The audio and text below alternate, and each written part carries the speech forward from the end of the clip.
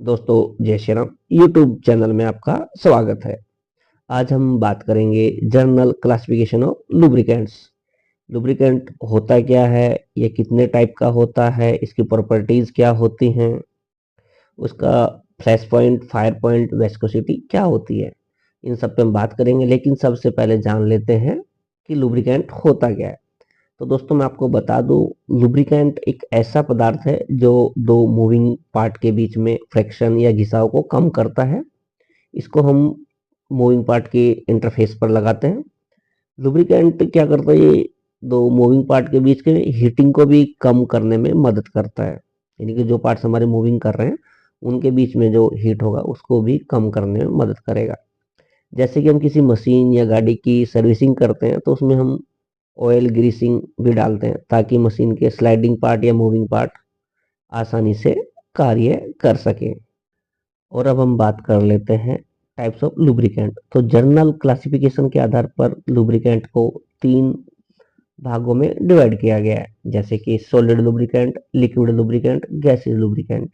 इसमें होता क्या है, ये इसका जो स्ट्रक्चर होता है वो तीन फॉर्म में चेंज होता है, वो भी टेम्परेचर के आधार पर। जैसे मॉलिक्यूल्स के बीच में फोर्स ऑफ एट्रैक्शन ज़्यादा लग रहा है तो उसको हम बोलेंगे सॉलिड लुब्रिकेंट, और यदि फोर्स ऑफ एट्रैक्शन कम लग रहा है तो उसको हम बोलेंगे लिक्विड लुब्रिकेंट।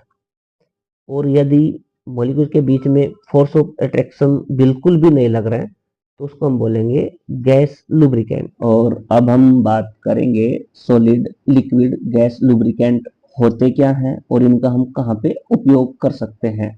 तो मैं आपको बता दूं, molecule structure and shear strength के आधार पर लुब्रिकेंट को तीन भागों में डिवाइड किया गया, जैसे कि solid, liquid and gas lubricants.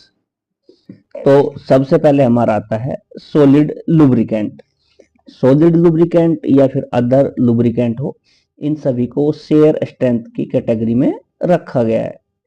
Shear strength उसको बोलते हैं जहां पे हमारे दो मूविंग पार्ट अलग अलग डायरेक्शन में मोशन कर रहे हो तो उसको हम बोलेंगे शेयर स्ट्रेंथ। तो सॉलिड लुब्रिकेंट का यूज हम वहां पे करते हैं जहां पे हमारे मूविंग करते हुए पार्ट के बीच में घिसने की संभावना ज्यादा रहती है, ताकि स्लाइडिंग और मूविंग को आसान किया जा सके। तो सॉलिड लुब्रिकेंट की तीन मेजर रिक्वायरमेंट रहते हैं, जैसे कि जब हमने किसी इक्विपमेंट पे लोड अप्लाई किया है तो उस लोड को विदाउट डिस्ट्रीब्यूशन के हम उस पर लोड अप्लाई कर सकें, और उसके अलावा उसका कोफिशिएंट ऑफ फोर्स फ्रैक्शन वो भी लो होगा, उसमें वियर रेट भी लो होगी। सॉलिड लुब्रिकेंट को हम पाउडर या ग्रीस के रूप में, और सबसे अच्छी बात क्या है सॉलिड लुब्रिकेंट की, इसकी ड्यूरेबिलिटी काफी अच्छी रहती है। और अब हमारा आता है semi solid lubricant.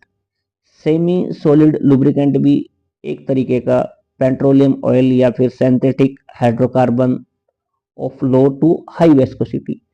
Semi solid lubricant का भी इंडस्ट्री में काफी यूज होता है, जैसे कि सिलिका, ग्रीस। और अब हमारा आता है लिक्विड लुब्रिकेंट। तो लिक्विड लुब्रिकेंट का काफी ज़्यादा यूज होता है, जैसे कि प्लांट परिसर में या फिर आपकी निजी जीवन में चलने वाले वाहन।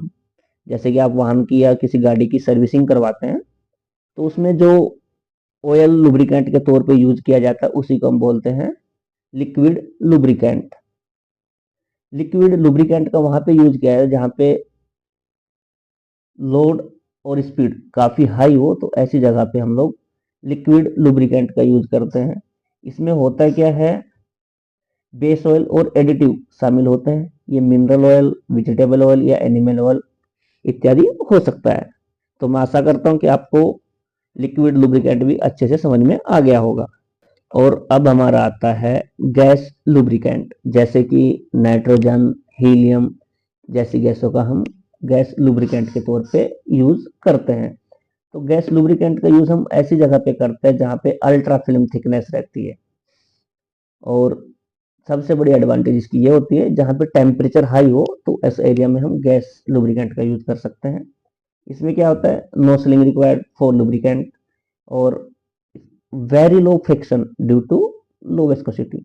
इसमें no vaporization, no solid friction, और इसका सबसे बड़ा डिसएडवांटेज ये होता है, गैस लुब्रिकेंट का हम वहीं पे यूज कर सकते हैं जहाँ पे लोड कैपेसिटी लो हो, और वहां पे भी यूज नहीं कर सकते जहाँ पे लोड कम ज्यादा होने से कोई फर्क पड़ता हो। और हाँ, सबसे बड़ी डिसएडवांटेज ये होती है, गैस लुब्रिकेंट का यूज करना हो हमें किसी पार्ट में तो उसको अलग से डिजाइन करके मैन्युफैक्चरिंग करवाना होता है। और अब हम बात कर लेते हैं प्रॉपर्टीज ऑफ लुब्रिकेंट। इसमें फर्स्ट हमारा आता है flash and fire point. Flash point में होता क्या है, वह है लोअर टेम्परेचर जिस पर हमारा लुब्रिकेंट इतना वेपर छोड़े जिससे कि वह एक छोटी सी स्पार्क करने पर भी जलने लग जाए, तो उसको हम बोलेंगे फ्लैश पॉइंट। और अगर फायर पॉइंट की बात करें, इसमें होता क्या है, वो न्यूनतम टेम्परेचर जिस पर लुब्रिकेंट ऑयल वेपर छोड़ता हो और एक स्पार्क करने पर कुछ समय के लिए यानी कि 5 या 10 सेकंड के लिए जलने लग जाए, तो उसको हम बोलेंगे फायर पॉइंट। तो मैं आशा करता हूँ कि आपको ये टॉपिक अच्छे समझ में आ गया होगा, तो चैनल को सपोर्ट अवश्य करें। और अब बात कर लेते हैं वेस्कोसिटी की। वेस्कोसिटी किसी लुब्रिकेंट या ऑयल की सबसे महत्वपूर्ण क्वालिटी होती है, क्योंकि लुब्रिकेंट की जो ऑपरेटिंग विशेषताएं हैं वो वेस्कोसिटी पर ही निर्धारित होती हैं। यदि ऑयल की वेस्कोसिटी बहुत कम होगी तो liquid oil film can not be maintain between two moving and sliding surface.